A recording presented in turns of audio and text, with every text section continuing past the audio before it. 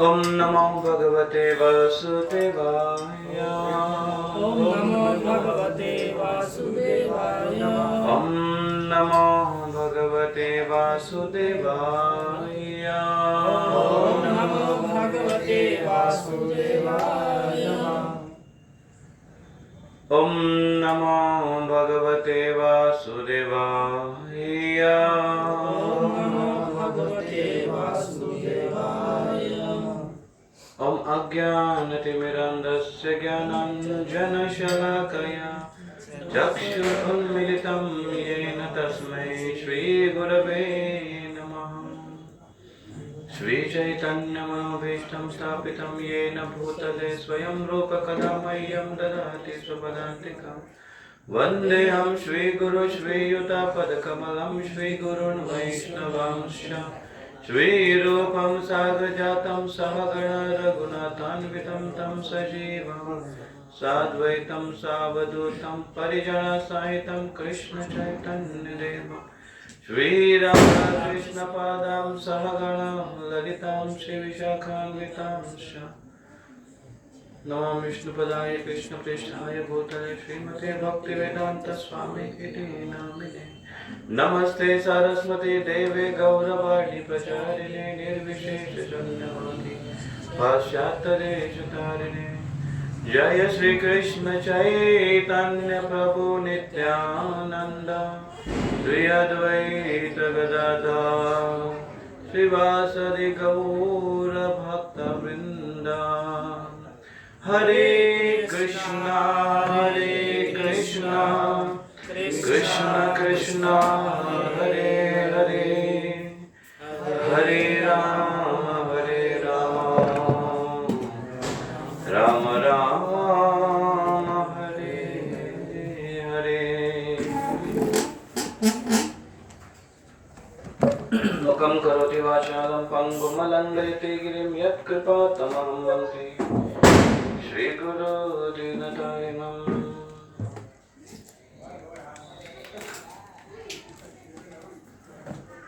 हरे कृष्णा। सभी भक्तों का स्वागत है हमारे इस मंगलवार के साप्ताहिक सत्संग कार्यक्रम में।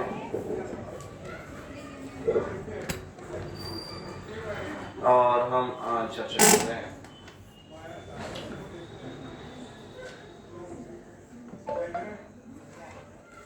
आज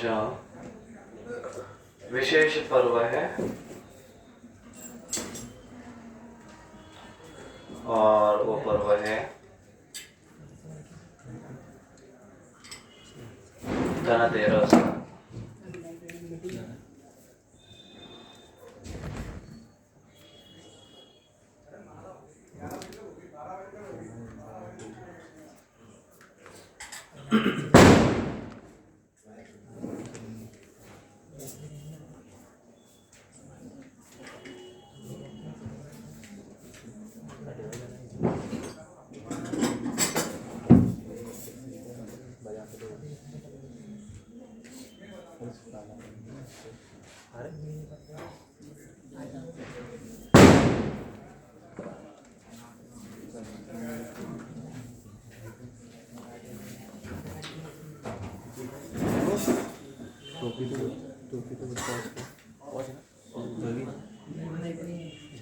दे देना फिर से।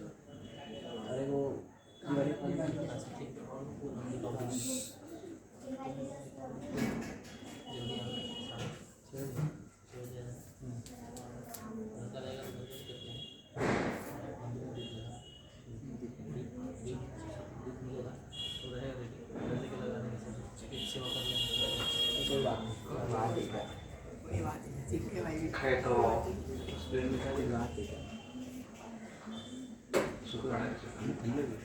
मेरी दाल खराब हो गई मेरी दाल को बड़ा कोई लाने दो किलो बाल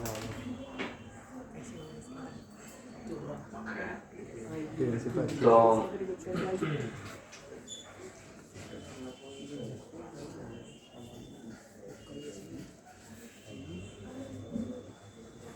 कार्तिक मास के इस पावन पर्व पे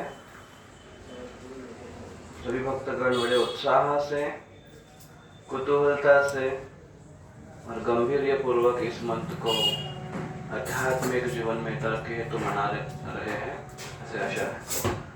और हर भक्त रोज सवेरे शाम दीप अर्पण कर रहे हैं, अधिक संख्या में भगवान के नाम का जप करने का प्रयास कर रहे हैं, ऐसे आशा कर रहे हैं। तो इस कार्तिक मास की सबको शुभकामनाएं। और इस कार्तिक मास में विविध उत्सव आएंगे और उसी प्रकार से आज का एक उत्सव है धन्वंतरी जी, इनका आविर्भाव आज का दिन है और इसको धनतेरस भी कहते हैं। तो धनतेरस मतलब धन संचय करने का केवल एक कार्य नहीं है या केवल विधि नहीं है, न केवल धन के लिए प्रयास करना है, लेकिन वास्तविक धन के लिए तुच्छा कर सकते हैं या उसके लिए लालच रह सकते हैं।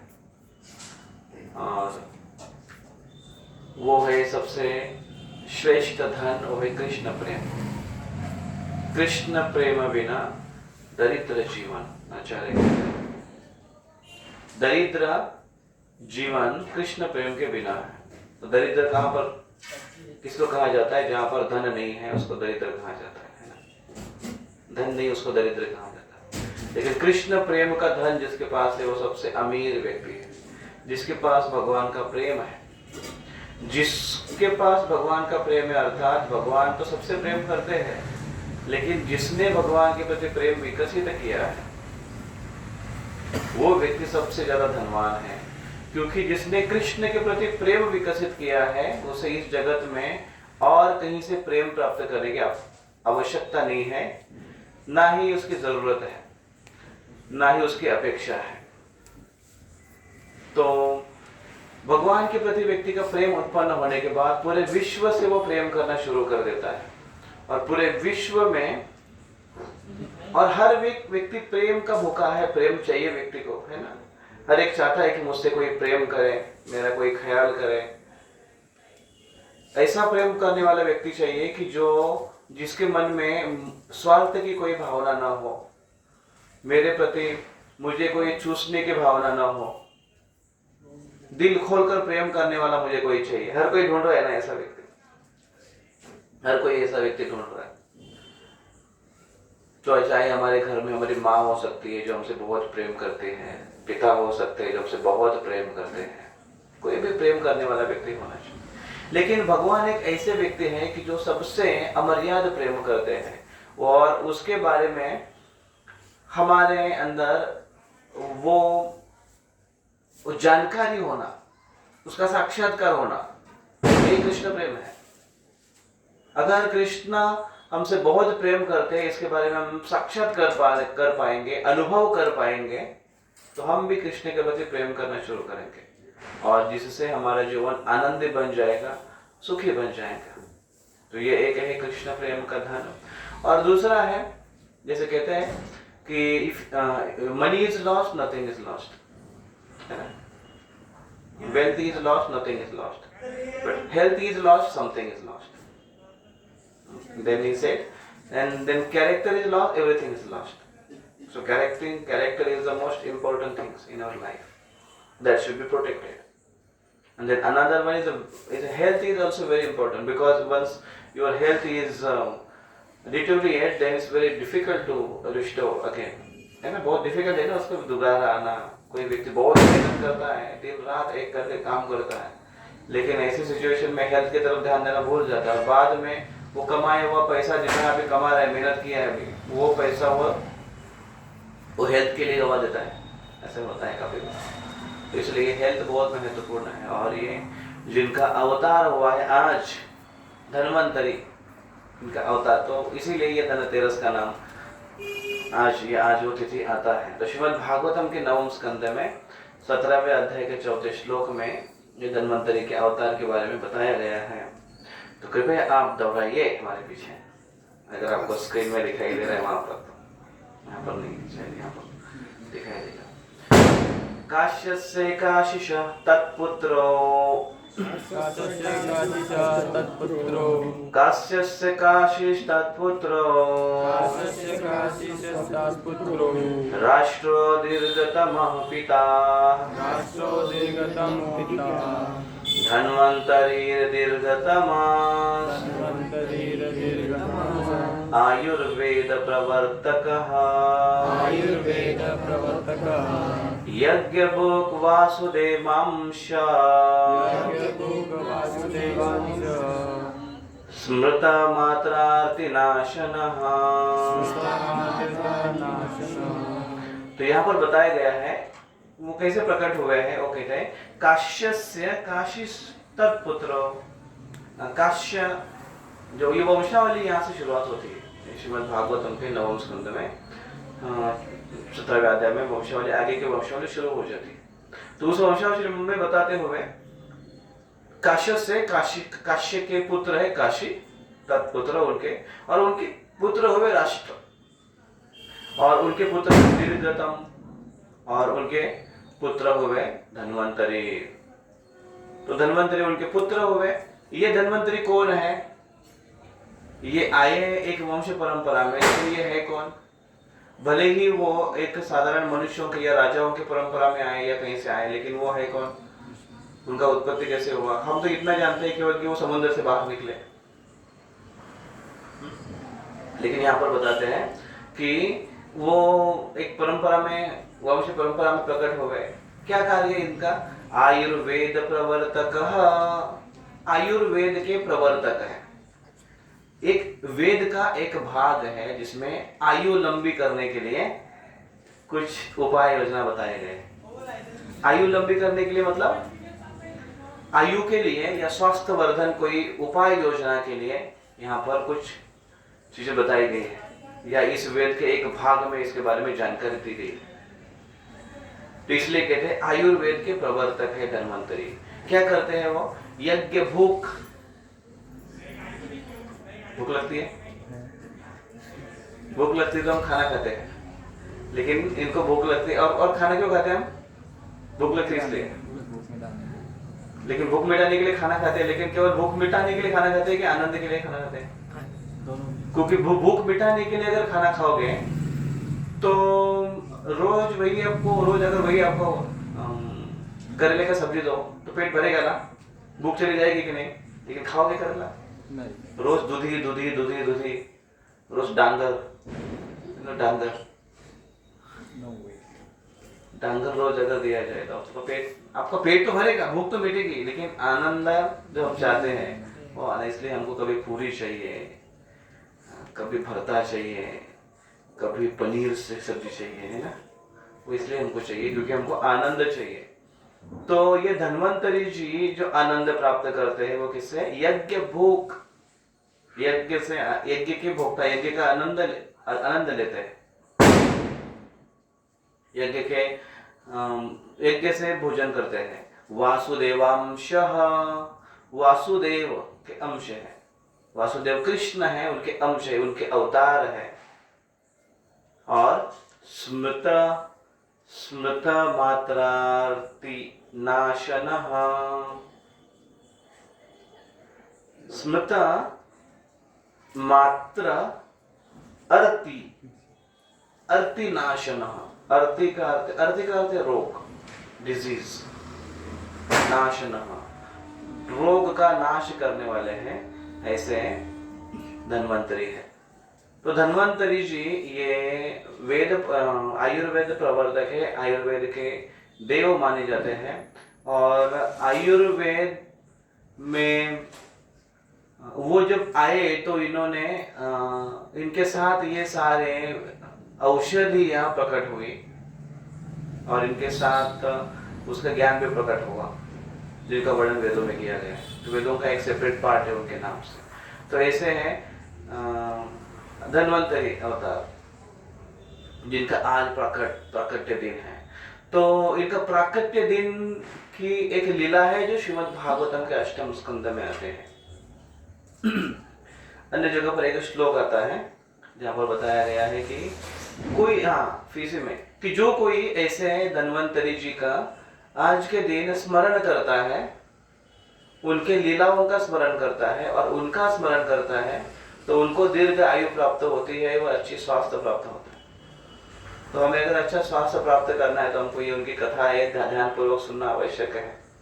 तो कैसे उनके ये लीलाएं हैं, कैसे वो प्रकट हुए, क्या क्या कार्य किया उन्होंने, या उनके पीछे क्या पास्ट टाइम्स है, वो श्रीमद् भागवतम में एक जगह बताया है अष्टम स्कंद में, जहां से शुरुआत ऐसे होती है कि देवताओं के हाथ से अपराध हुआ। तो देवताओं जो में मुख्य है, शिरोमणि है, वो है इंद्र, देवेंद्र, देवताओं के राजा। और क्योंकि राजा होने के कारण, एक पोजीशन होने के कारण, बड़ा ज्यादा धन होने के कारण व्यक्ति अहंकारी होना ये स्वाभाविक है, या फिर बहुत पॉसिबिलिटी है उसको कि वो अहंकारी हो जाएगा। और इसी प्रकार से इंद्रदेव एक दिन कहीं पर विचरण कर रहे थे और दुर्वास ऋषि उनको मिले।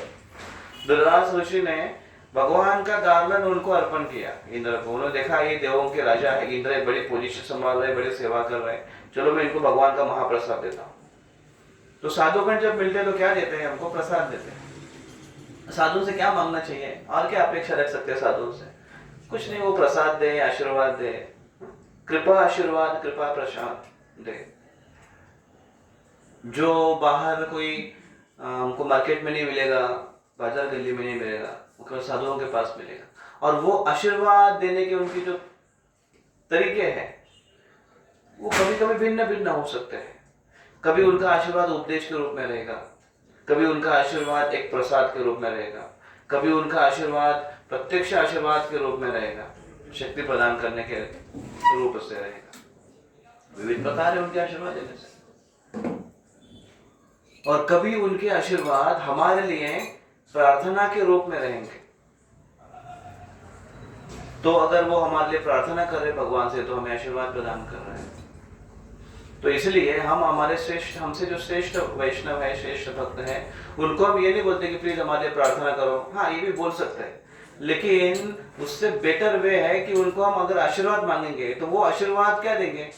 कोई भी बड़े वैष्णव है, अगर आप बड़े हैं और आपसे छोटे कुछ अगर लोग नवे भी नए भक्ति में आए हैं और वो अगर आपसे कुछ आशीर्वाद मांग रहे हैं, तो आप क्या आशीर्वाद देंगे? आप बोलेंगे हाँ तथास्तु, ऐसे बोलेंगे? नहीं, आप बोलेंगे मैं प्रार्थना करता हूँ भगवान को कि वो आपको कृपा प्रसाद दे, आपकी तरफ ध्यान दे।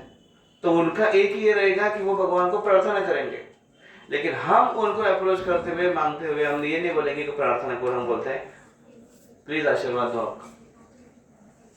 तो उनका एक आशीर्वाद प्रार्थना के रूप में भी रहता है। तो दुर्वास ऋषि ने उनको गार्लैंड अर्पण किया, भगवान का महाप्रसाद अर्पण किया। तो जैसे उनको महाप्रसाद अर्पण किया, इंद्र ने लिया और इंद्र ने उसको, इंद्र जिस हाथी पर बैठे हुए थे वो हाथी को हाथी के गले में डाल दिया, हाथी के इसमें डाल दिया इसे।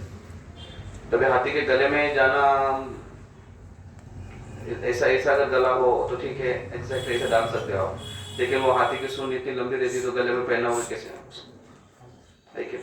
तो हाथी ने उसको लिया अपने सूंड में, और हाथी क्योंकि हाथी है, हाथी, और हाथी के पास उतनी बुद्धि नहीं है कि उसको ये समझ में आए कि अच्छा ये भगवान का गार्लैंड है, इसका रिस्पेक्ट करना चाहिए, उसको समझ में नहीं आया।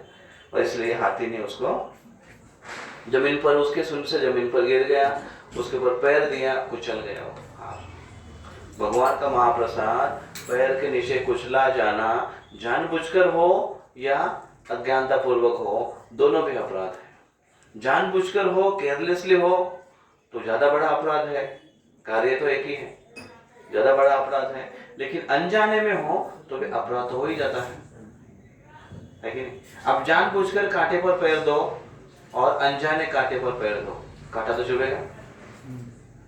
आप बोलोगे अरे अरे मुझे पता नहीं था, पता नहीं था तो पता करना था, है कि नहीं? पता करना था। आप कहीं पर जा रहे हो, रास्ते से भागते भागते जा रहे हो और अचानक जोरदार गड्ढे में आप गिर जाओ, आप बोलोगे यार किसने रखा ये गड्ढा था, उसके ऊपर घास फूस था, आपको दिखाई नहीं, आप सीधा अंदर चले गए। आप बोलोगे नहीं उधर की मुझे पता नहीं था कि इधर गड्ढा है, तो मुझे बचाना चाहिए था किसी ने ना।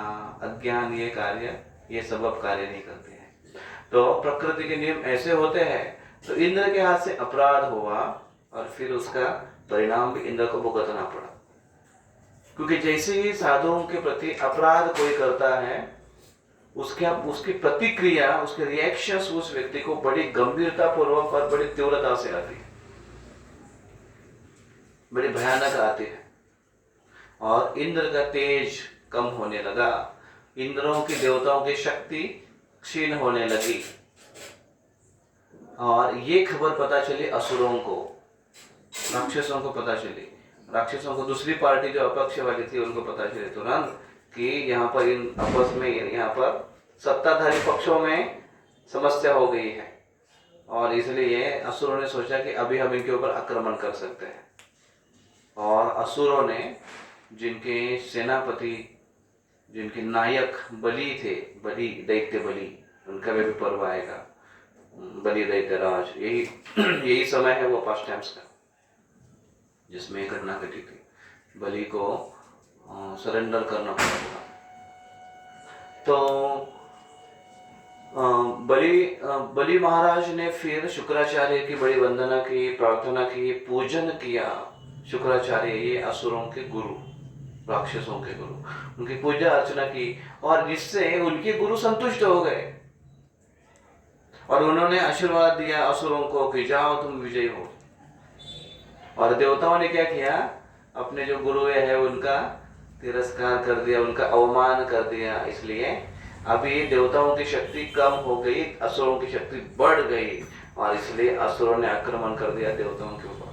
और देवताओं को केवल एक ही इलाज था, और उसमें अगर कोई सैन्य मारे भी जाते थे तो शुक्राचार्य के पास संजीवनी मंत्र था। संजीवनी मंत्र से व्यक्ति जीवित किया जा सकता है और ये विद्या आज भी है, लेकिन लुप्त स्वरूप में है, किसी को ज्ञात नहीं इसके बारे में और न ही कोई आजकल जानना चाहता है। हम केवल संजीवनी के लिए संजीवनी मेडिकल में जाएंगे और मेडिसिन लेकर आएंगे और कहीं पर लगाएंगे, बोलेंगे चलो संजीवनी का काम करे। संजीवनी का काम नहीं करेगा वो संजीवनी मेडिकल। तो संजीवनी जड़ी बूटी के साथ साथ संजीवनी विद्या, संजीवनी मंत्र भी हुआ करता था कि वो मंत्र के उच्चारण से व्यक्ति पुनः अपना जीवन को लौट के वापस आ सकता है। तो इस प्रकार से उनको जीवित भी करते थे शुक्राचार्य। तो जिसके कारण देवताओं के सैन्य मारे जा रहे हैं और देवों के सैन्य असुरों के सैन्य ज्यादा बढ़ रहे हैं। जिसके कारण इनको भागना पड़ा, देवताओं को भागना पड़ा ऐसे। तो फिर देवतागण फिर भाग कर आए ब्रह्मा जी के पास और ब्रह्मा जी को आकर पूछ रहे हैं, ब्रह्मा जी को आकर कह रहे कि हे ब्रह्मा जी की बड़ी समस्या हो गई है, हमें अपने घर से बाहर हटाया जा रहा है, हमें भगाया जा रहा है, हम अपने स्थान से च्युत हो चुके हैं, ऐसे उनको कहने लगे। और इसलिए कृपया करके हमारी रक्षा कीजिए। और फिर ब्रह्मा जी शिव जी को लेकर, ब्रह्मा जी सारे देवताओं को लेकर क्षीरोदक्षयी सागर में चले गए, सागर पर चले गए जहाँ पर भगवान विष्णु निवास करते हैं। और भगवान विष्णु के सामने जाकर और क्षीर सागर में जाकर प्रार्थनाएं अर्पण करने लगे, भगवान को प्रार्थनाएं करने लगे, भगवान को पुकारने लगे, हे भगवान त्राहि माम, भगवान को पुकारने लगे, हमारी रक्षा कीजिए भगवान। तो जब वो भगवान को पुकारने लगे इस प्रकार से, भगवान हमारी रक्षा करे, तो भगवान उनके सामने प्रकट हो गए। भगवान कभी कभी प्रकट होते हैं, भगवान कभी कभी प्रकट नहीं भी होते हैं, ऐसा होता है। तो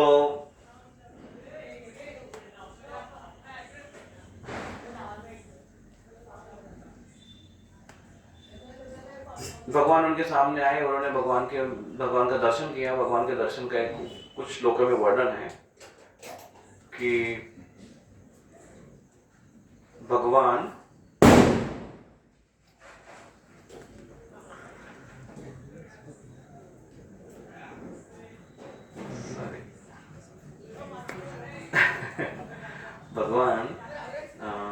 भगवान का दर्शन किए सब लोग, सारे देवतागण भगवान का दर्शन किए, भगवान को प्रणाम किया और भगवान को प्रार्थना करने लगे। तो देवताओं को देखकर ही भगवान समझ गए कि क्यों आए यहाँ पर, कि क्या समस्या हुई है। और फिर भगवान ने उनको आश्वासन दिया, उनको आशीर्वाद दिया।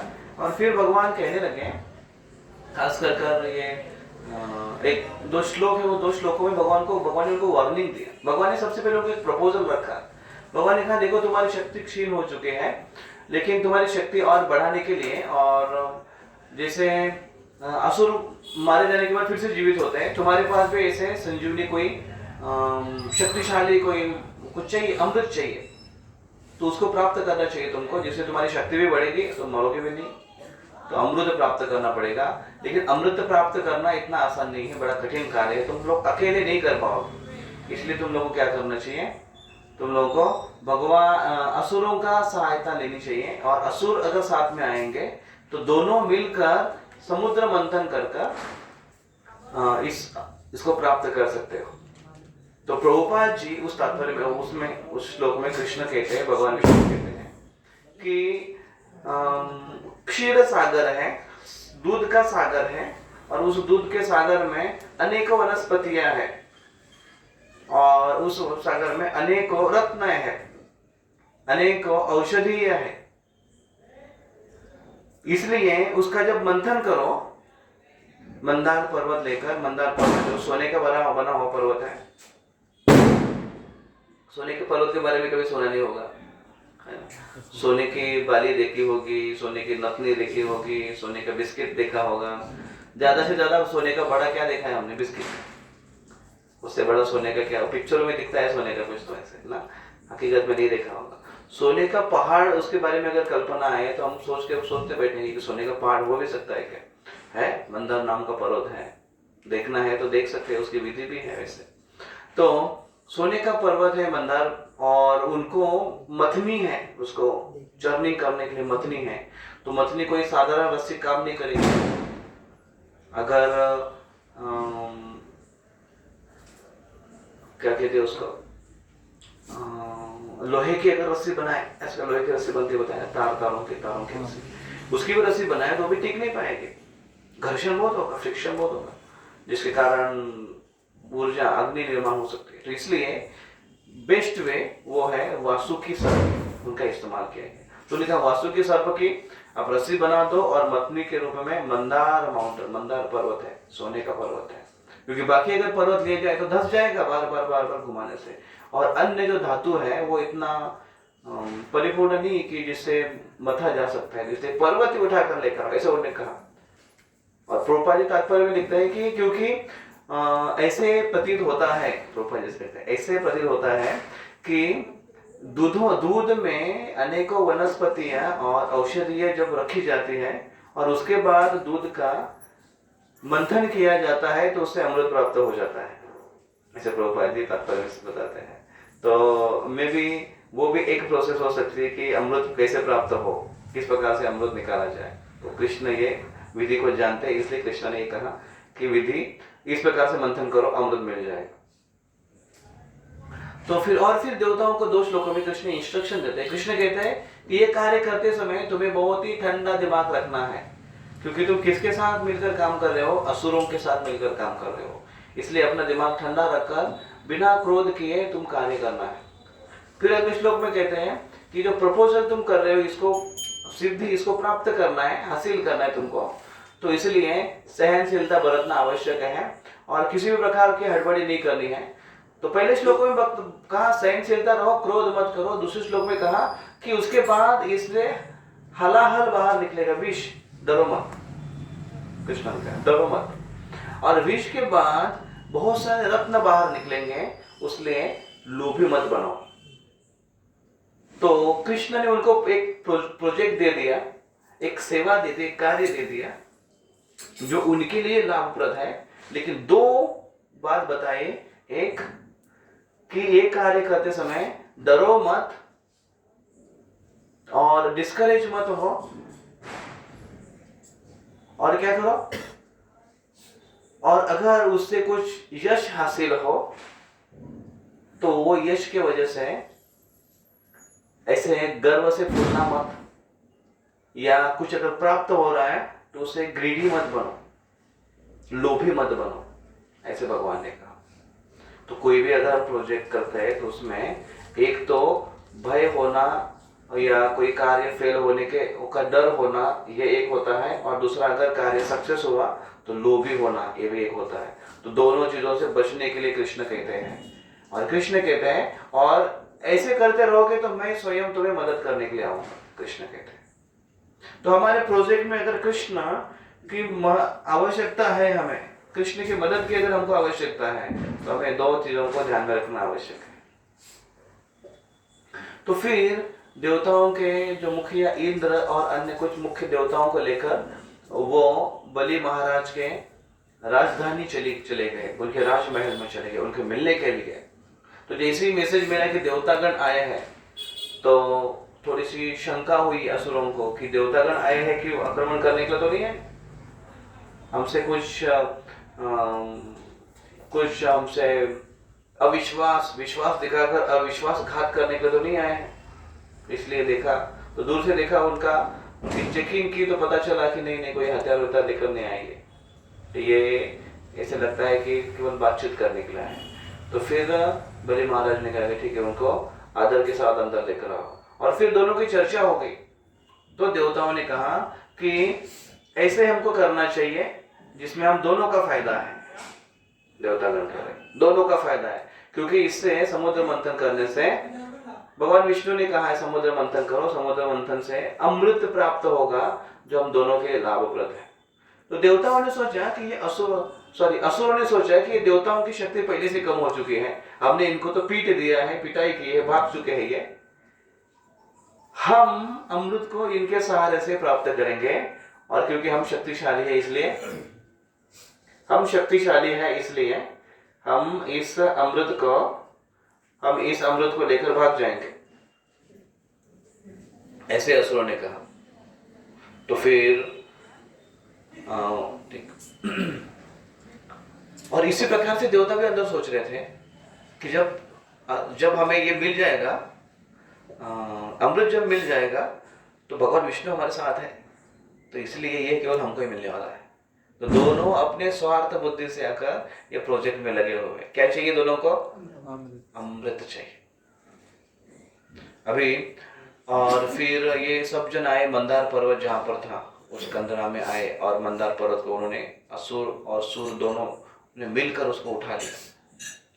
और उठाकर जब लेकर आ रहे थे क्षीर सागर तक, जहाँ पर दूध का सागर है, वहां तक लेकर आ रहे थे, और वो रास्ते में इतना हेवी लगने लगा उनको, क्योंकि सॉलिड गोल्ड, सोना सबसे ज्यादा कठिन होता है। हमको सबसे ज्यादा सॉफ्ट सोना क्यों लगता है? क्योंकि हमारे पास सोना होता है वो 1 ग्राम का होता है, 2 ग्राम का होता है, 3 ग्राम का होता है, 10 ग्राम का होता है, ज्यादा से ज्यादा। एक जो गले में माला होती है, इतनी माला, हार बोलते हैं उसको, वो कितने ग्राम का होगा? 1 तोला, 2 तोला, कितने का होगा? 2 तोला, तो 2 तोला मतलब 20 ग्राम हुआ। तो 20 ग्राम कितना होता है? 20 ग्राम है क्यों? आपका मोबाइल कितने ग्राम का है? 200-250 ग्राम रहता है ना। मोबाइल से कितना कंपैरिजन में कितना हल्का है वो, एकदम बारीक वाला उसको, इसलिए हमको बहुत एकदम उसका कठोरता मालूम नहीं होती, महसूस नहीं होती।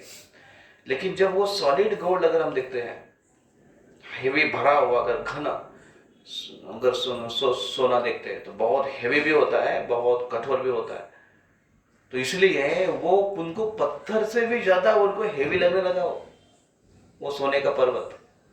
और लेकर तो आ रहे थे, आधे रास्ते में वो दबने लगे, एक जन घायल होकर नीचे बैठने लगा, और कितने तो उनके उस पर्वत के अंदर क्रश हो गए। कुछ लोगों के जो हाथ पैर उसके अंदर अटक गए, फ्रैक्चर हो गए, और कुछ लोग तो अंदर दबे हुए जोर जोर से चिल्ला रहे हैं, भगवान बचाओ बचाओ बचाओ।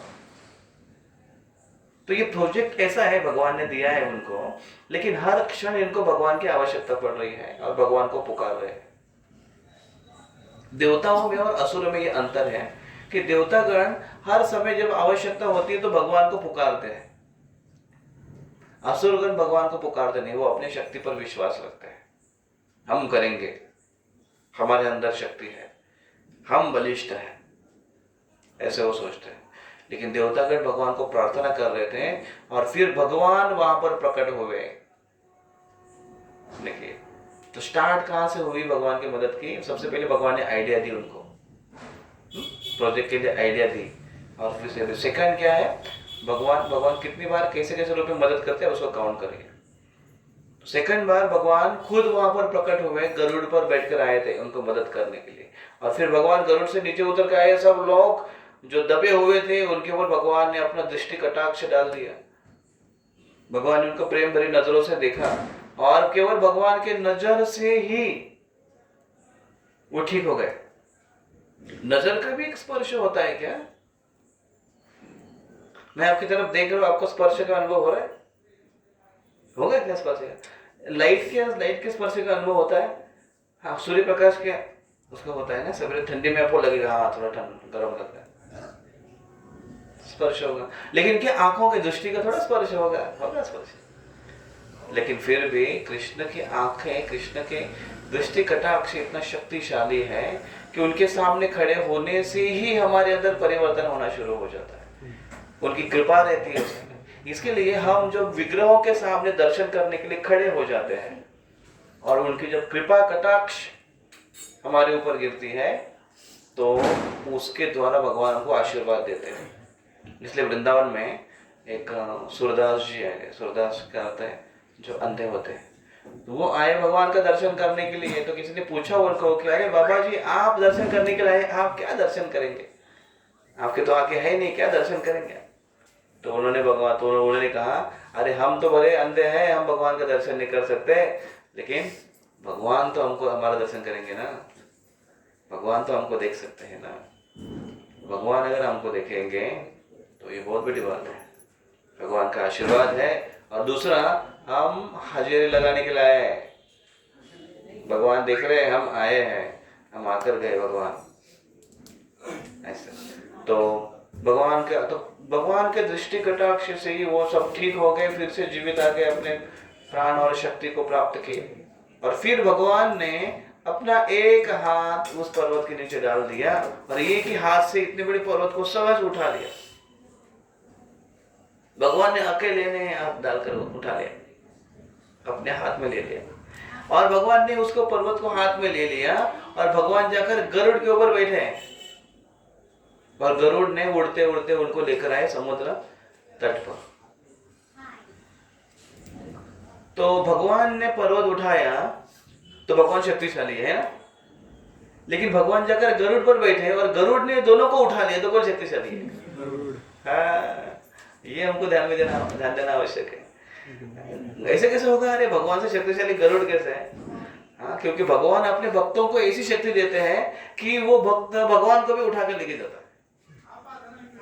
देखिए, है ना, ये भगवान की विशेष कृपा है, भक्तों को ऐसी शक्ति प्रदान करते हैं।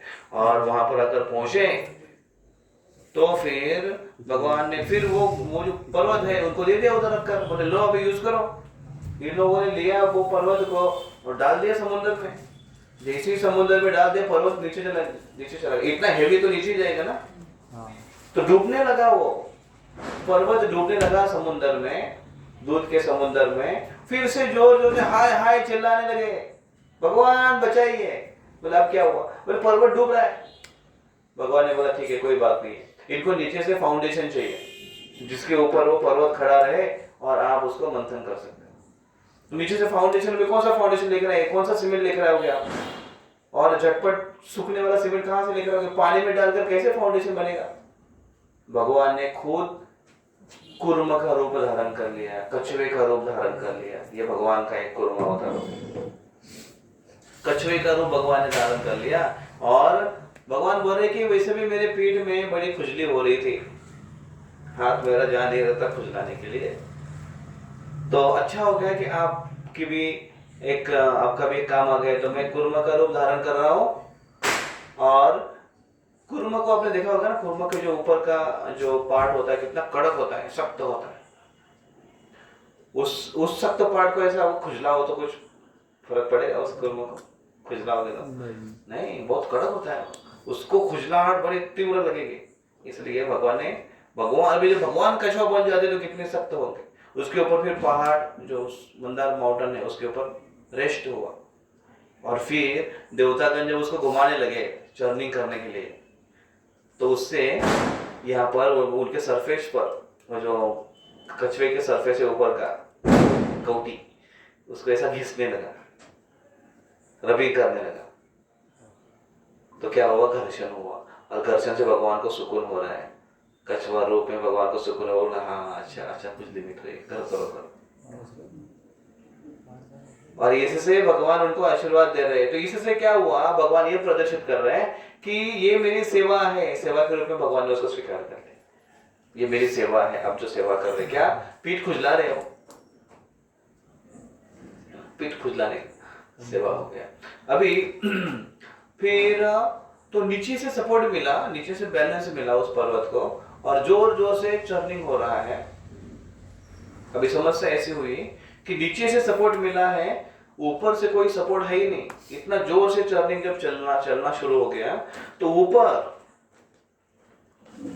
ऊपर कोई उस रॉड को बैलेंस करने के लिए कोई चाहिए था। इसलिए फिर से वो ऐसा, इस जो देवतागण इधर खींचते थे तो इस साइड में होता था, असुरगण उस साइड में खींचते थे तो उस साइड में हो जाता था वो पर्वत, तो बराबर हो नहीं पा रहा था चर्निंग।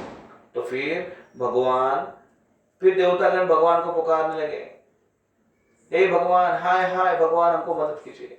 तो भगवान वहां पर आए, अजित का रूप धारण कर, जिनको 1000 हाथ है, सहस्त्र हस्त से पकड़ में अजित रूप भगवान का, और उस हाथों से भगवान ने ऊपर पर्वत के ऊपर उसको पकड़ लिया, पर्वत को पकड़ लिया। तो ऊपर से भी बैलेंस हो गया, नीचे से भी बैलेंस हो गया, दोनों साइड से भगवान पकड़े हुए पर्वत को। और कौन खींच रहे अभी, ये साइड से देवता, दूसरे साइड से असुर खींच रहे हैं, और ऐसे दूध को मंथन किया जा रहा है। तो जो मंथन होता है कैसा आवाज है, ऐसा आवाज आता है, जोर जोर से आवाज आता है, जैसे जोर जोर से आवाज होने लगा। उसमें क्या हुआ कि जो वासुकी नाम का सर्प है, जिसको रस्सी बनाया गया था, उसके ऊपर झगड़ा हुआ। असुरगण जब मंथन शुरू हुआ तो किसी एक असुर के दिमाग में आया कि अरे ये बड़ा नाइंसाफी है हमारे ऊपर। बोले रुको रुको रुको रुको, मंथन नहीं होगा। बोले क्यों नहीं होगा? बोले ये आप समझते क्या अपने आप को देवता का? आपने सर्प की सामने की बाजू पकड़ी है, मुंह पकड़ा है, हमें पूंछ दी है। पूंछ मतलब निकृष्ट है, हम निकृष्ट है, हम शक्तिशाली हैं, आपने हमको पूंछ कैसे दी? हम नहीं करेंगे।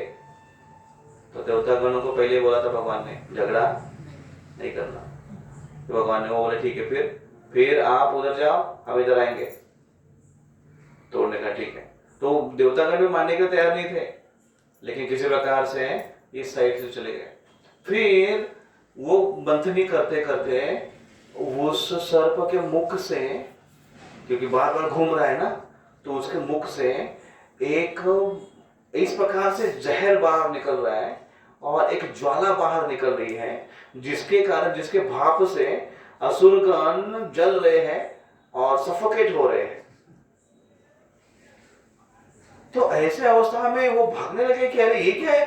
हमको तो लगा कि ये बड़ा प्रेस्टिजियस पोजीशन है, लेकिन अभी तो पूरा धुआं जैसे ऊपर आ रहा है, जिसका इतना भयंकर वो धुआं था कि जिससे असुरगण काले हो गए। तो जनरली असुरों को जो दिखाया जाता है पिक्चरों में, टीवी में देखते हैं, काले काले भद्दे भद्दे, दांत ऐसे लंबे लंबे, ऐसा है ना। लेकिन ऐसे स्वरूप नहीं रहता हर समय असुरों का। असुर बड़े बड़े चिकने भी है, बड़े सुंदर भी है। अभी उनके ऊपर ये उड़ा है, धुआं उड़ा है, तो इसलिए वो काले हो गए। तो फिर से उन्होंने बोला कि नहीं हम लोग नहीं कर सकते। फिर देवतागण उस साइड में आ गए और फिर करने लगे, तो देवताओं को भी तकलीफ होने लगी। तो फिर भगवान को पुकारने लगे, हाय हाय भगवान प्लीज मदद कीजिए। भगवान को प्रार्थना करने लगे। और फिर भगवान को कहा कि यहाँ पर बहुत गर्मी हो रही है, वातावरण बढ़ रहा है, हीट हो रही है, कुछ तो कीजिए। तो भगवान ने उनको ऐसा मौसम तैयार करके दिया कि सूरज ढका हुआ है, बादल छा गए हैं। बादल केवल बादल, व्हाइट बादल नहीं, काले बादल है, लेकिन इसके अंदर से पानी की वर्षा हो रही है। लेकिन पानी की वर्षा कैसे हो रही है? ज्यादा होगी तो ये काम नहीं कर पाएंगे, उतनी बारिश हो रही है, हल्की हल्की रिमझिम बारिश हो रही है, और एक मंद हवा चल रही है, ठंडक देने वाली हवा चल रही है। ऐसा वातावरण भी भगवान ने निर्माण कर। और फिर ऐसे वातावरण में वो काम करना उनको बड़ा आनंद ही लगने लगा। और फिर जोरदार से फिर से वो मंथन कर रहे हैं। तो दोनों मंथन कर रहे हैं दोनों साइड से। और अभी ऐसे तीव्रता से मंथन जब चल रहा है अभी सबसे पहले जो प्रकट हुआ वो है हलाहल, विष, उसको बोलते हैं कालकूट। ये विष का नाम है कालकूट, बड़ा भयंकर नाम, भयंकर विष। इतना भयंकर इस विष के बारे में बताया गया है कि इसका फ्रैक्शंस ऑफ वन ड्रॉप, एक बूंद का एक छोटा सा अंश भी अगर किसी के जीवा पे गिर जाता है तो व्यक्ति जीवित नहीं बचेगा, क्षण में ही मर जाएगा। इतना भयंकर है वो विष, बहुत रैपिडली स्प्रेड होता है। पोटेशियम साइनाइड के बारे में हमारे रिसर्च कर रहे हैं हमारे साइंटिस्ट, उसकी टेस्ट क्या है, कोई टेस्ट करके बता पाएगा पोटेशियम साइनाइड क्या टेस्ट है? नहीं टेस्ट बता पा रहे लोग, क्यों? क्योंकि टेस्ट बताने के लिए कोई जाएगा तो लिखने के लिए या बताने के लिए बचेगा नहीं, क्योंकि इतना पावरफुल है वो जहर। तो ये ऐसे कई पोटेशियम साइनाइड के बाप का बाप है ये जहर कालकूट, इतना भयंकर विष। जब बाहर निकला तो जैसे विष निकलने लगा वो फैलने लगा, दूध के वो समुद्र में फैलने लगा, पूरे समुद्र को व्याप्त करने लगा। और उसे जो भाप निकलने लगी, भयंकर भाप निकलने लगी उसकी, तो भाप इतनी जहरीली थी कि आजू बाजू के सारा माहौल जलने लगा, काला होने लगा, इतना भयंकर था। तो फिर अभी देवतागण और सारे असुरगण, देवता सब, सूर्यगण सब डर गए कि अभी क्या होगा इस विष को, कैसे ये बड़ी सिचुएशन, इसको कौन हैंडल करेगा। तो फिर से वो भगवान को पुकारने लगे, भगवान प्लीज बताइए, बचाइए। और फिर भगवान ने देखा कि अब क्या हुआ, तो देखा कि इतना बड़ा विष बाहर निकलने लगा। तो फिर भगवान ने कहा कि ये काम तो मैं नहीं करता, ये मेरा काम नहीं है, मेरा काम है माखन खाना, मिश्री चुराना, दही खाना, ये अपना काम है। ये आप काम करो, एक काम हम ये किसको कार्य देते हैं, ये हम शिव जी को कार्य देते हैं। तो शिव जी को ये कार्य, उन्होंने कहा कि एक काम करो, ये मेरा एक भक्त है, उनके पास आप जाइए, वो ये कार्य अच्छे से करते हैं, आप उनके पास जाइए, भगवान ने कहा। तो फिर शिव जी के पास आए सब त्राही माम पूछने के लिए, बस हाँ त्राही माम करते करते आए। और फिर शिव जी को कहा कि प्लीज आप इसको ग्रहण कीजिए। शिव जी ने उसको ग्रहण कर लिया। शिव जी ने सबसे पहले पूछा, अपने पत्नी से परमिशन लिया कि ऐसे ऐसे हो रहा है, हाँ प्लीज आप परमिशन दीजिए मुझे जहर पीने के लिए। देखिए शिव जी ऐसे एक ओबीडियंट हस्बैंड है कि अपने अर्धांगिनी को पूछते हैं कि जहर पीना है तो पियो क्या, है ना। बड़ी सीख है ना हर हस्बैंड के लिए कि कोई दारू पीने के लिए जाए तो अपने पति से पूछ के जाए, दारू पीने के लिए जाओ वो भी तो जहर ही है, स्लो पॉइजन, आदमी को धीरे धीरे मारता है। एक आदमी को बोला ऐसे कि दारू नहीं पीना चाहिए क्योंकि दारू से आदमी धीरे धीरे मरता है। तो बोला अरे वाह, तो बड़ी अच्छी बात है, जैसे कौन मरना चाहता है, धीरे धीरे मर रहा है ना, अच्छी बात है। तो शिव जी ने फिर पार्वती को पता था शिव जी की क्या शक्ति है, तो उन्होंने कहा कि आप निसंदेह इसको पी लीजिए और ये सबको बचा लीजिए। तो शिव जी ने उनको वो जो सारे समुद्र में जो फैल रहा था जो जहर, उनको ऐसे उनकी अपनी शक्ति से उनको एक साइड में और एक फ्लो में कर दिया। और एक फ्लो में जब आया तो शिव जी ने उसको अपनी तरफ लेकर उसको प्राशन करना शुरू कर दिया। और फिर उस जहर को शिव जी ने अपने कंठ में धारण कर लिया। देखिए शिव जी कैसे शक्तिशाली है ना, कि जो चीज अंदर जा रही है उसको अंदर कहीं एक जगह रखने की शक्ति है उनके पास। हमारे जब यहाँ से जब अंदर नीचे चली गई तो हम कहाँ पर रुका सकते हैं क्या उसका? नहीं रुका सकते। एक बार यहाँ से नीचे गई, सीधे नीचे जाने के बाद भी हमारे कंट्रोल में, एक बार नीचे गई हमारे कंट्रोल से बाहर। यहाँ पर है तब तक भी हमारे अंदर हमारे पास कोई कंट्रोल नहीं है, इधर आने के बाद भी कोई कंट्रोल नहीं है। जब तक सामने है तब तक हमारे पास कंट्रोल है, खाना कि नहीं खाना।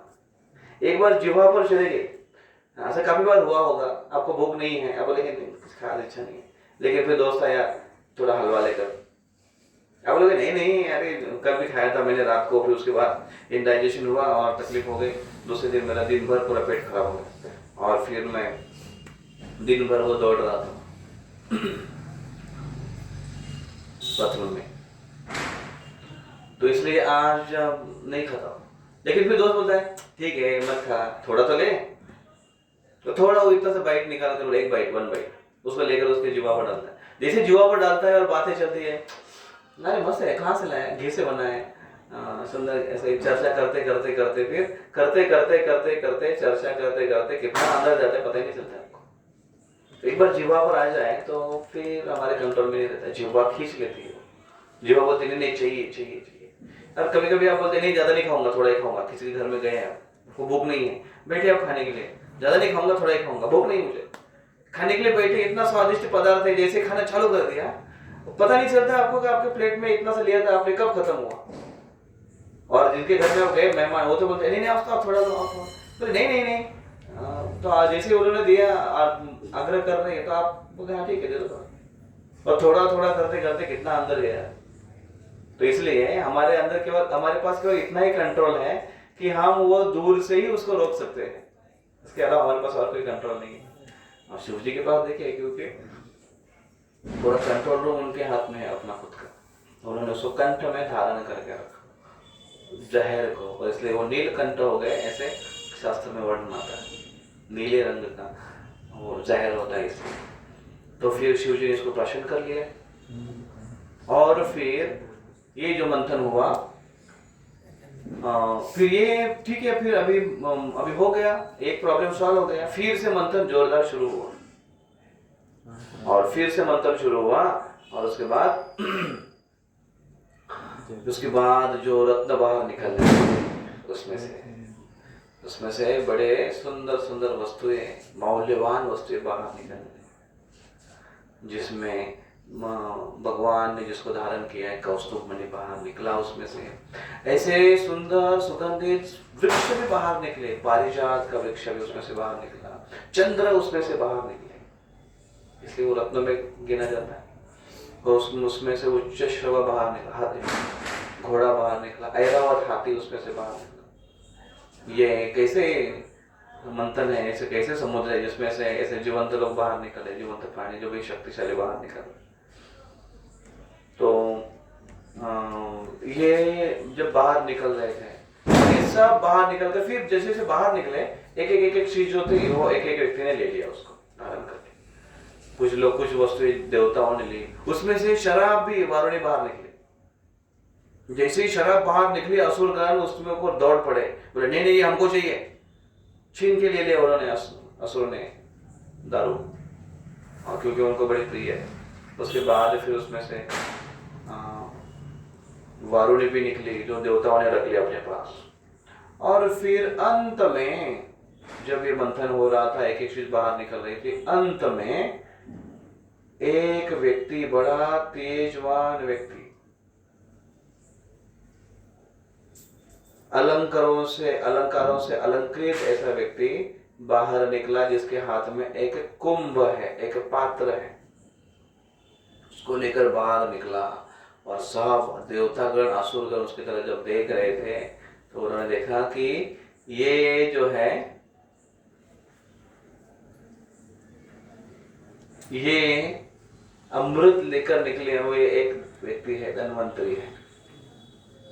तो ये जो लीलाएं हुई, जो अमृत लेकर भगवान बाहर निकले, धन्वंतरी भगवान बाहर निकले, ये लीला आज के दिन हुई उनका प्राकट्य। और फिर जब बाहर निकले वो, तो देवतागण और असुरगण दोनों भी, क्योंकि हम उनका रिजल्ट सामने आया है अभी और उसको पीना है, तो असुरगण दौड़ पड़े धन्वंतरी की तरफ, लपक पड़े उसको पकड़ने के लिए, अमृत लेने के लिए। और धन्वंतरी के हाथ से वो छीन लिया, और छीन लेने के बाद वो भाग गए। देखिए ये असुरों का जो कार्यक्रम रहता है ना, वो बड़ा भयानक रहता है। पता है कैसे? क्योंकि क्या करते हैं ये लोग, ये अभी ऐसा नहीं कि ये केवल देवता और असुर दोनों एक दूसरे के सामने सामने है, इसलिए दोनों के अंदर संघर्ष है। क्योंकि वो चाहते हैं कि हमारा अस्तित्व हो, वो कहते हैं कि हम असुर है तो हमारा असुर समाज है, और इसलिए हम असुर समाज होने के कारण हमारा असुर समाज फैलना चाहिए पूरे जगत में, और जो असुर समाज को रोकने की कोशिश करेंगे वो काफिर है। असुर समाज पूरे विश्व में फैलना चाहिए, इसके लिए वो आगे आगे आएंगे। और इसके लिए जहां जहां भी सूर दिखाई दे, जहां जहां भी देवता दिखाई दे, वहां पर उनका संघर्ष हो जाए, करेंगे वो। क्यों? क्योंकि वो हमारे समाज से अलग है, वो हमारे लोग नहीं है, इसलिए। तो ठीक है, अगर एक माना भी जाए भाई ठीक है, ये असुर है ये सूर है, इसलिए दोनों में क्लैशेस है, इसलिए दो ये झगड़े का कारण है क्योंकि दो गुट है। नहीं, ऐसी बात नहीं है।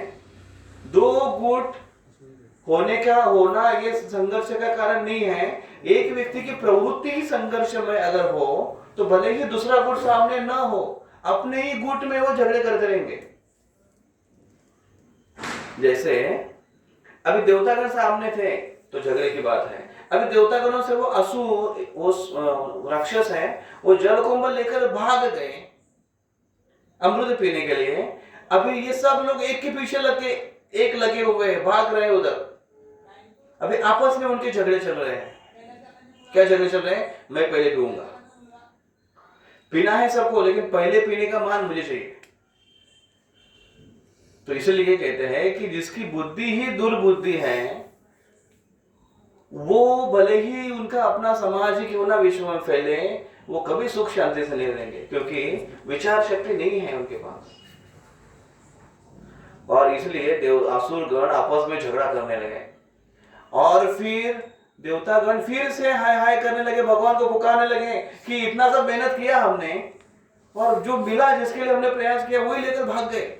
अभी हम उसकी युद्ध तो कर नहीं सकते क्योंकि हमारे पास इतनी शक्ति नहीं है, तो भगवान प्लीज बचाइए। भगवान को आमंत्रण करने लगे, और फिर भगवान वहां पर मोहिनी रूप धारण करके प्रकट हो। भगवान ने आश्वासन दिया कि ठीक है, आप डरिए मत। तो अभी ये भगवान का और एक हेल्प हुआ। कितने हेल्प हुए आपने काउंट किए? 7। सबसे पहले तो भगवान ने आइडिया दिया, दूसरा भगवान ने खुद वो आए, पर्वत उठाने के लिए आए। उसके बाद फिर भगवान कछुआ रूप में, कुर्म रूप में प्रकट हुए। उसके बाद भगवान अजीत रूप में प्रकट हुए, उसको बैलेंस करने के लिए नीचे से ऊपर से। उसके बाद फिर भगवान ने वर्षा की, क्योंकि सर्प से अग्नि निकल रहे थे, 5 हो गए। और उसके बाद विष निकला, तो भगवान ने कहा ठीक है, मेरा एक भक्त है, उनके पास जाओ, वो कर लेगा आपका मदद। शिव जी की महिमा बढ़ाने के लिए उन्होंने शिव जी के पास भेजा, तो शिव जी ने कार्य किया। तो वो एक किया, अपने भक्तों को सेवा में लगा, 6 हुआ। और अभी ये हुआ, अभी 7 आया यहाँ पर, राइट। तो फिर अभी कौन सा अवतार हुआ? अभी मोहिनी अवतार भगवान का हुआ। बहुत सुंदर स्त्री का रूप धारण कर लिया भगवान। सबको जन्म देते, भगवान सबको बनाते। हम लोग बोलते हैं, किसी सुंदर स्त्री को देखकर बोलते हैं बड़ा फुर्सत से बनाया होगा भगवान। भगवान ने टाइम निकाल कर तुमको बनाया, तो मतलब बाकी लोगों को क्या टाइम निकाल कर नहीं बनाया, भगवान बहुत बिजी थे, या फिर ऐसा रॉ मटेरियल से उनको बनाते हैं, ऐसे जो काली शिमटी है या उनको क्या ऐसे ही बना दिया भगवान ने। सबको फुर्सत से बनाया है। लेकिन तो भगवान ने किसी को बनाया सुंदर है, फुर्सत से बनाया बोलते हैं। जब भगवान ही बनकर आए हैं, सोचिए, देवी बनकर आए हैं, भगवान ही स्त्री बनकर आए हैं, तो क्या सुंदरता होगी उसके अंदर। उनकी कल्पना नहीं करना चाहिए, नहीं तो हम अपने मार्ग से विपत हो जाएंगे। इससे सुंदर रूप लेकर आए भगवान, तो असुरगण जब देखने लगे उनकी तरफ, अरे इतनी सुंदरी यहाँ से कहाँ से घूम रही है, कौन है इतनी सुंदरी? अमृत को भूल गए, जिसकी वजह से उनका झगड़ा चल रहा था वो भूल गए, और वो सुंदरी की तरफ देखने लगे और उनकी तरफ जाने लगे। बोले आप कौन है? आप यहाँ पर क्यों आए हैं? आप किसकी कन्या है? आप किसकी पत्नी है? आप किसकी कौन है? ये सब पूरा पूछने लगे सब। हाँ, और हमें पूरा विश्वास है कि शायद आपका शादी नहीं हुआ है, आप अभी तक कुंवारी है। ऐसा पूछ रहे उसको। तो कोई लड़का अगर किसी को पूछ रहा है, किसी लड़की को, हाँ लगता है तुम्हारी शादी अभी तक नहीं हुई है, तो लड़के देखेंगे मतलब क्या कहना चाहते हो, क्या इरादा क्या है। तो इनका इरादा यही था कि ये स्त्री को अपनाने का। लेकिन तो दूसरे भी असुर आए वहां पर, दूसरे असुर बोले कि नहीं नहीं नहीं ये मेरी है, तो वो बोलेगा नहीं ये मेरी है, तीसरा बोलेगा हाँ तेरी ही है लेकिन तेरी भाभी है।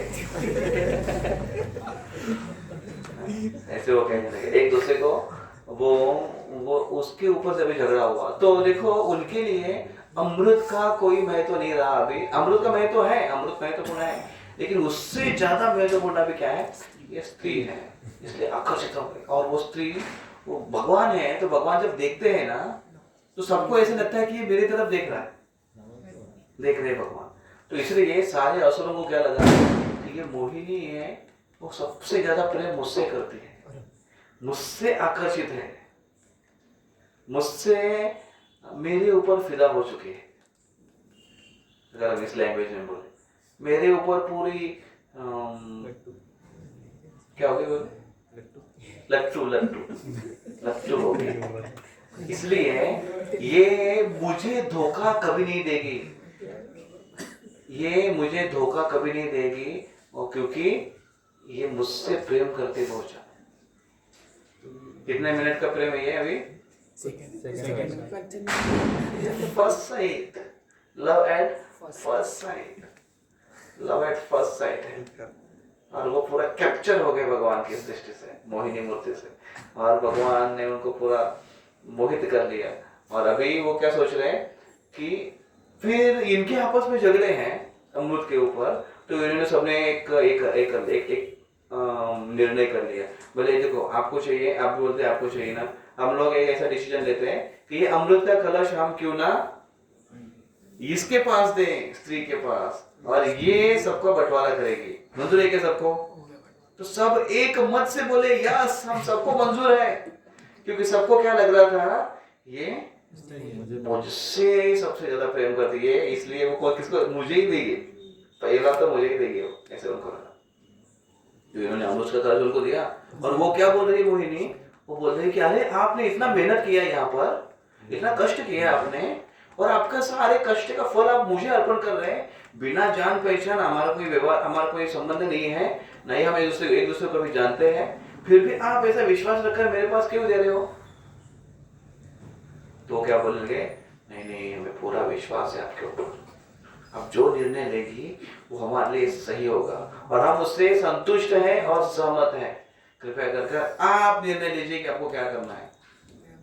और फिर मोहिनी मूर्ति, तब तक देवतागण आ गए थे उधर, दूसरे वाले गाड़ी को होकर, और फिर देवताओं को, और दोनों ने कहा चलो एक काम करते, आप सब लोग बैठो, दोनों ने मेहनत की है, असुर ने मेहनत की है, देवताओं ने मेहनत की है, दोनों दो साइड में बैठो, और मैं सबको बांटूंगी, और सबको बांटूंगी। तो ऐसे सबको बांटूंगी, ऐसे मस्त मुस्कान भरी चितवन से वो असुरों को जब देख रही, अब सबको बांटूंगी, तो सब हमका और वो मिलेगा भी तो कैसे, आपके हाथों से, आपके हाथों से मिलना, ये और विशेष एक रस है उसके अंदर। जैसे कुछ लोग कहते हैं, कुछ समाज के लोग कहते हैं कि इस जन्म में आप इस धरा पर, आप यहाँ पर अभी आप अगर हमारे समाज के लिए कार्य करोगे, क्या बोलते वो, भगवान के लिए कार्य करोगे, हमारे धर्म के लिए अगर मरोगे, किसी को मारकर, टेररिज्म फैलाकर, तो भी क्या होगा, तुम अल्लाह को, भगवान को प्यारे हो जाओगे, और अल्लाह क्या करेगा, तुम्हें जन्नत देगा, और उस जन्नत में सुंदर सुंदर अप्सरा अपने हाथों से तुमको शराब पिलाएगी। अरे इससे ज्यादा क्या चाहिए तुमको? तो मतलब वाह, शराब पीने के लिए मिलेगी, वो एक सुख है, लेकिन किसके हाथ से? मतलब कितना मूर्ख है, स्वर्ग में जाने के बाद भी उसको शराब चाहिए। बुद्धि देखो। तो फिर तो ये असुर, क्योंकि ये असुर ऐसे ही है, असुर की बुद्धि ऐसी है, वो मानव के कैटेगरी में आते ही नहीं है, क्योंकि मानव के कैटेगरी में आने के लिए कम से कम सहिष्णुता की आवश्यकता है, सामंजस्य की आवश्यकता है, नेक बुद्धि की आवश्यकता है। जिनकी बुद्धि में इस प्रकार के कीड़े दौड़ रहे हैं, वो अच्छा विचार कैसे करेंगे दूसरे के बारे में? तो इसलिए इसको ये मोहित हो जाते हैं किसी के प्रति।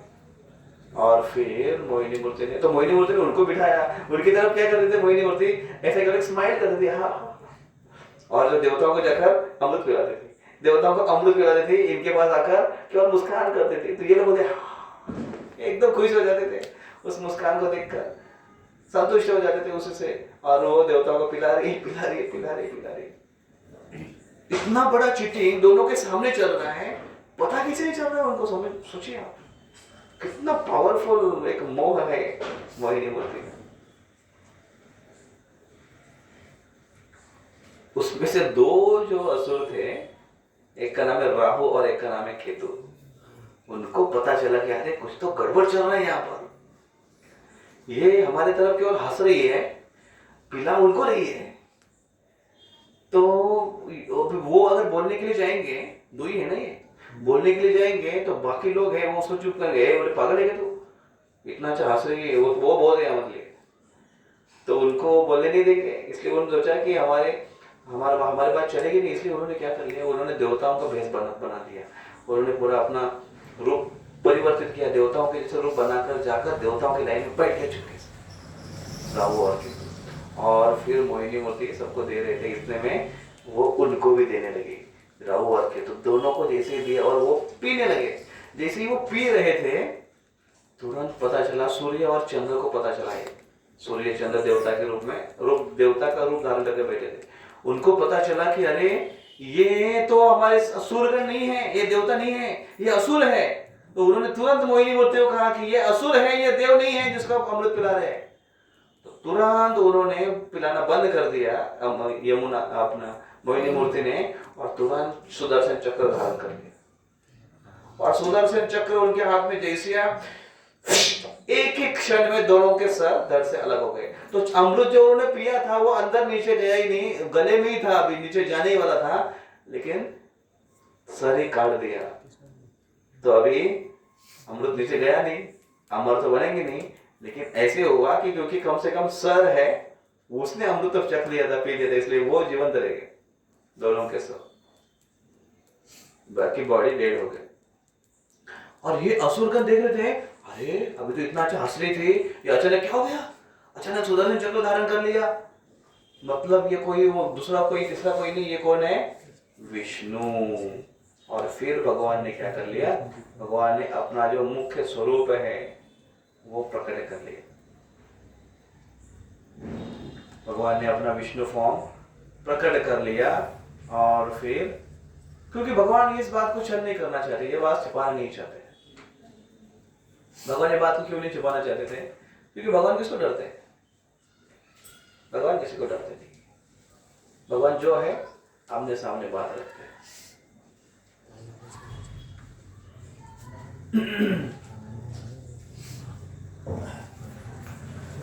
तो उस समय यहाँ पर श्रीमद् भागवत में एक सुंदर श्लोक आता है, एक कृपया आप दोहराइए। पीत प्राय अमृते दैवेन भगवान लोक भावना पश्यताम असुरेन्द्राणाम स्वं रूपम जगृहे हरि। तो स्वं रूपम जगृहे हरि, हरि ने भगवान ने अपना सही स्वरूप प्राप्त कर लिया। कब, पीत प्राय अमृते दैवेर, देवताओं को अमृत पिलाने के बाद भगवान ने अपना रूप प्रकट कर लिया। और भगवान कैसे हैं, भगवान लोक भावना, भगवान लोक भावना है। लोक भावना मतलब लोगों के भावना के अनुसार अनुकूल या प्रतिकूल होने वाले हैं, प्रकट होने वाले हैं। ये यथा माम प्रपद्यन्ते ताम तथैव भजाम्यहम्, कृष्ण कहते हैं कि मैं उस रूप में उस प्रकार के भावनाओं को, जिस प्रकार के भावनाओं को लेकर लोग आते हैं मेरे पास, मैं उस रूप में उनके पास से प्रकट होता हूँ। तो ये जो कार्य देखिए, देवताओं ने और असुरों ने सेम कार्य किया है। क्या सेम कार्य किया है, पर्वत उठाने से लेकर, पर्वत को उसमें समुद्र मंथन से लेकर, उसमें दोनों भी सर्प के ज्वाला से जले हुए हैं, दोनों भी थके हारे हुए हैं, और दोनों को भी हलाहल विष का तकलीफ हुआ है। उसके बाद दोनों को जो उसके अंदर से जो छोटी छोटी चीजें मिली है, वो कुछ उन्होंने ली है। अभी जब अमृत प्राप्त हुआ तो उसके बाद भगवान ने उसका चार्ज लिया, और भगवान ने अपने मर्जी के अनुसार और उस लोगों के अपने भावना के अनुसार भगवान ने उनके साथ आदान प्रदान किया। तो कार्य व्यक्ति करता है, लेकिन वो कार्य का उद्देश्य क्या है वो भगवान बड़े ध्यान पूर्वक देखते हैं, और उस उद्देश्य को देखते हुए भगवान उनको वो फल प्रदान करते हैं। और जब फल प्रदान करने की बात आती है तो भगवान अपना सही स्वरूप प्रकट करते हैं, और फिर भगवान ने अपना सही स्वरूप प्रकट कर दिया, उनके सामने आए और फिर देवताओं को उन्होंने अमृत दिया और असुरों को उन्होंने केवल एक भ्रामक मुस्कान दे दी, इल्यूजरी स्माइल उनको दे दी, जो कुछ क्षण के लिए थी।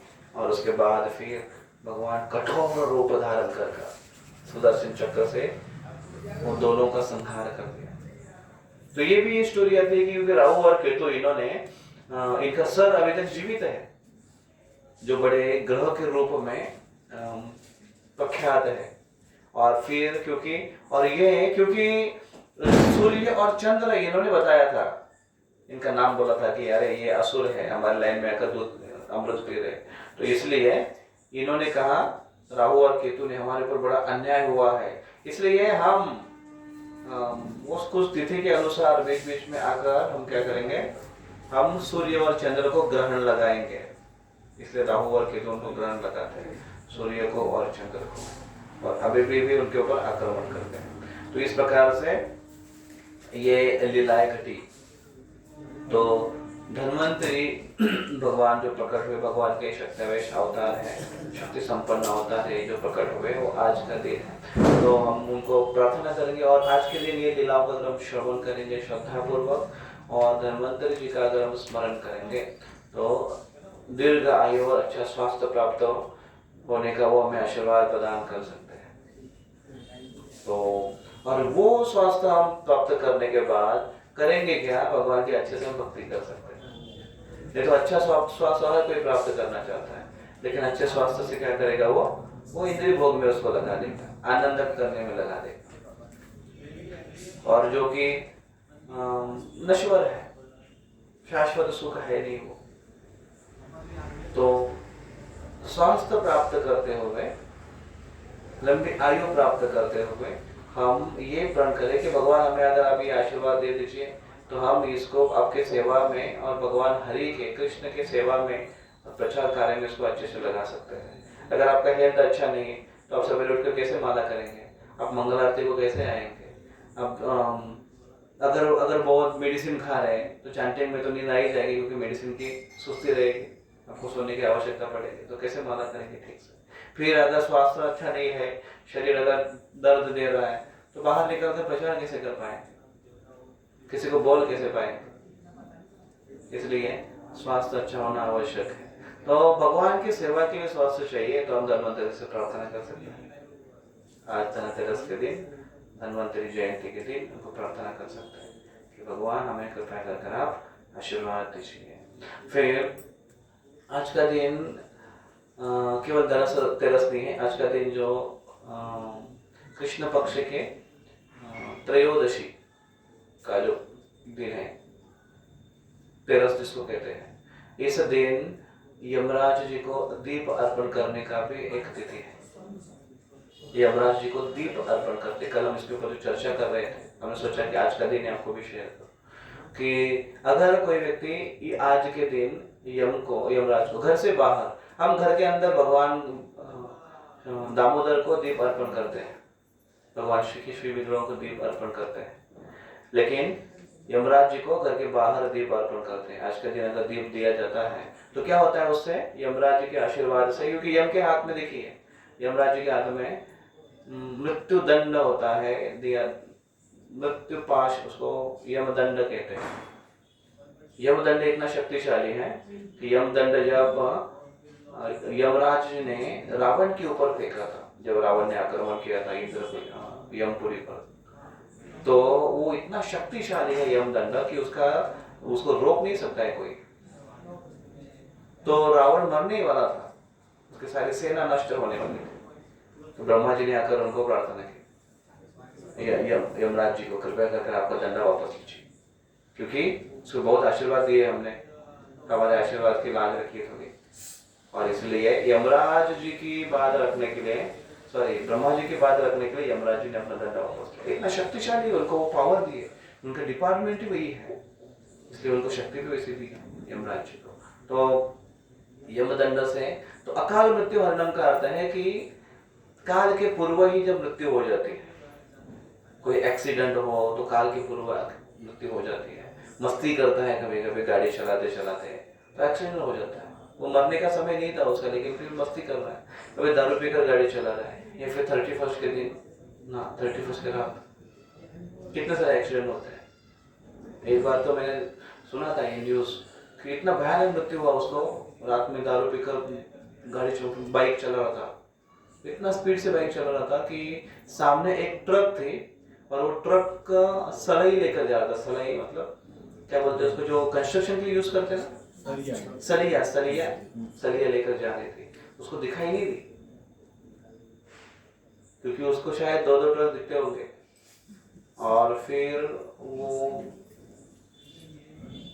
उसके पूरी बॉडी में घुस गई सही, इतना बेकार मृत्यु हो गया उसका। दूसरे दिन सवेरे कितने सारे 31 मनाते, 1 तारीख को एक्सीडेंटल है, मृत्यु को बिना वजह से अपने ऊपर वो खींच लेते हैं। और कुछ लोग अपने मन को नियंत्रित नहीं कर पाते, जिसके कारण मन उनको सुसाइड करने पर मजबूर कर देता है, तो ये भी अकाल मृत्यु है।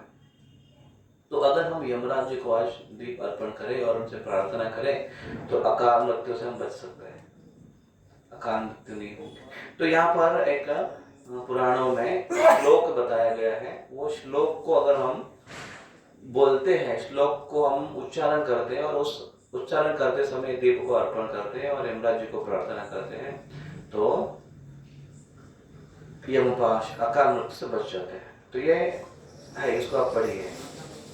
मृत्युनापाश दंडाभ्याम काल श्यामलया सह त्रयोदश्याम दीपदाना सूर्यजः प्रीयताम। तो ये सूर्य के पुत्र है यमराज जी, इनको बड़ा प्रिय है ये। आज के दिन त्रयोदश्याम दीपदाना, त्रयोदशी के दिन, आज के दिन ये दीप कोई अगर दान करता है यमराज जी को, तो वो मृत्युपाश दंडाभ्याम, जो जिसके पास मृत्युपाश है वो यमराज है, वो संतुष्ट हो जाते हैं और उनको प्रोटेक्शन देते हैं। तो इसलिए घर के बाहर आज के दिन, आज के रात, आज के शाम ये दीप अर्पण करने का विधि है, अर्पण कर सकते हैं। तो ये आज का एक दिन है, तो जिससे हमारा स्वास्थ्य अच्छे से रहे, ठीक रहे हम, और इसके कारण हम भक्ति कर सकें। तो आज का दिन ये वास्तविक धन तेरह से, तो धन है, ये धन को हम प्राप्त कर सकते हैं जो कि हम भगवान की सेवा में लगाएंगे। कौन सा धन है ये? स्वास्थ्य का धन है। कौन सा? शरीर के स्वास्थ्य का, मन के स्वास्थ्य का धन है। तो हमको प्रार्थना करें आज धन्वंतरी जी को। बहुत लोग धन्वंतरी जी को प्रार्थना करते हैं, विशेष कर जो आयुर्वेदिक डॉक्टर है वो तो धन्वंतरी की पूजा करते हैं, मंत्र का उच्चारण करके उनकी पूजा करते हैं, ताकि उनको धन्वंतरी के आशीर्वाद से वो जड़ी बूटियों का अभ्यास कर पाते हैं और वो उसका यूज होता है, उनके उपयोग होता है उनके कार्य के लिए। तो हम तो वो प्रार्थना करते हैं स्वास्थ्य के लिए और उनकी उपचार अच्छे से चले, इसलिए हम प्रार्थना करेंगे हमारे स्वास्थ्य के लिए धन्वंतरी जी से, धन्वंतरी जी हमको आशीर्वाद देंगे। और तो धन्वंतरी जी को प्रार्थना करते हैं, यमराज जी को दीप अर्पण करते हैं, उनसे प्रार्थना करते हैं हमें हेल्प प्रदान करो। और फिर उसके पहले हम दामोदर जी को दीप अर्पण करते हैं, श्री श्री राधा मुरलीधर जी को दीप अर्पण करते हैं और उनसे आशीर्वाद मांगते हैं कि भगवान वास्तविक आप प्रोटेक्शन करने वाले तो आप ही हमारे, आप ही रक्षण करने वाले हैं। लेकिन क्योंकि आपने कुछ डिपार्टमेंट के बात के दिए हैं, इसलिए हम उनको भी अर्पण करते हैं। तो लेकिन वास्तविक हमारी रक्षा करने वाले तो श्री श्री राधा मुरलीधर जी हैं। हरे कृष्णा कृष्णा कृष्णा हरे हरे, हरे राम राम राम हरे हरे। श्री धन्वंतरी जी की जय, श्री श्री राधा मुरलीधर भगवान की जय, श्री श्री राधा दामोदर भगवान की जय। गौर प्रेमानंदे हरे हरे। बहुत बहुत धन्यवाद आपसे भक्तों का। किसी के मन में कोई प्रश्न है हम यहाँ पर रुकते हैं, आज की कथा को विराम देते हैं। कोई प्रश्न है तो उसके ऊपर हम चर्चा करेंगे, अन्यथा यहाँ पर रुकते हैं।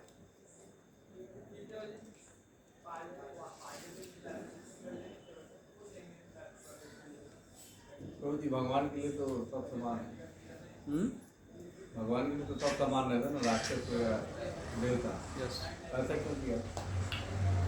हाँ, तो प्रभु जी का प्रश्न है कि भगवान के लिए सब समान है, तो राक्षस और असुर दोनों में भगवान भेद क्यों कर रहे हैं? ऐसा दिखाई देता है कि भेद किया, असुरों को फंसा दिया, उनको पिलाया ही नहीं, मार भी दिया। मार भी दिया दोनों को, मतलब बड़ा मर्डर हो गया यहाँ पर लोगों।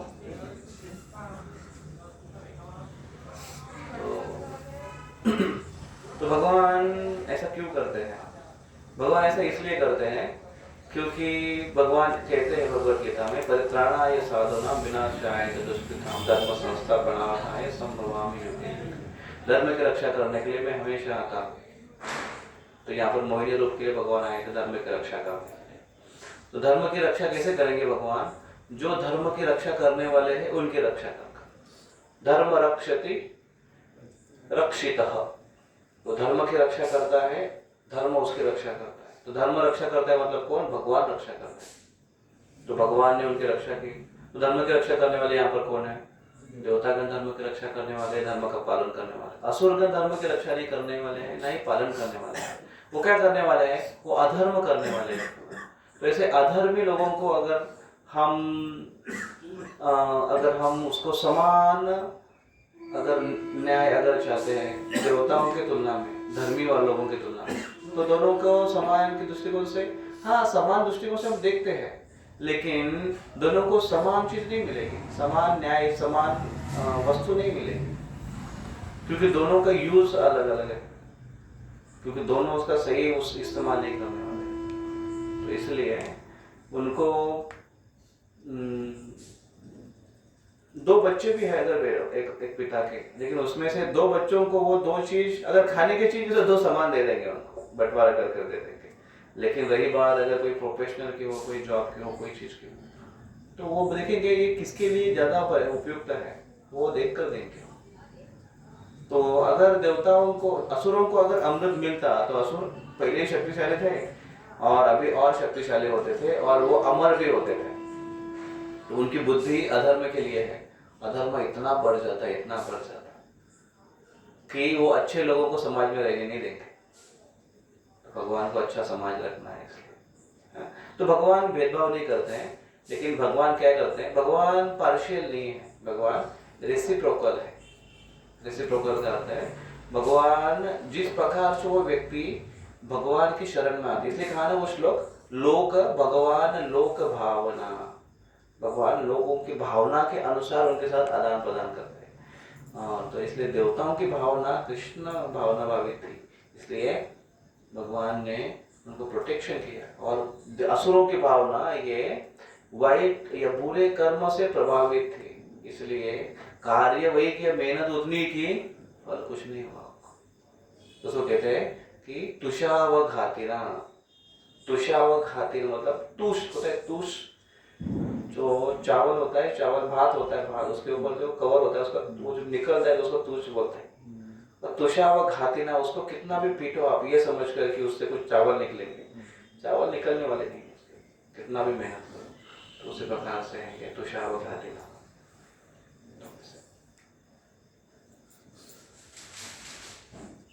तो क्वेश्चन है किसी का?